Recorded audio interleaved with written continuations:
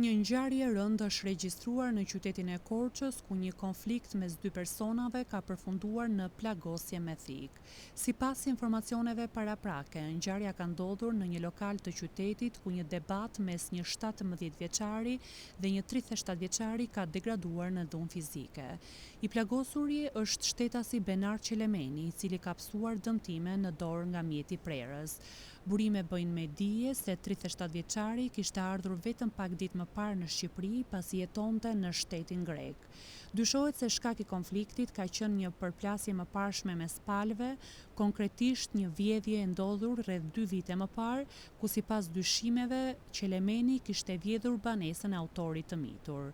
Mësohet se 17 vjeçari e ka parë Qelemenin në lokal dhe ka nisur direkt konflikti verbal mes tyre, i cili më pas ka kaluar në përplasje fizike. Sipas të dhënave, fillimisht ka qenë i plagosur ai që ka goditur të miturin, ndërsa ky i fundit ka nxjerrë thikën dhe e ka goditur në pjesën e krahut. Pas ngjarjes, autori i mitur është larguar, por është kapur nga forcat e Komisariatit të Policisë së Korçës vetëm disa minuta më pas dhe është shoqëruar në ambientet e policisë për veprime të mëtejshme. Ndërkohë, i plagosuri është transportuar fillimisht në Spitalin e Korçës, ku ka marrë ndihmën e parë mjekësore.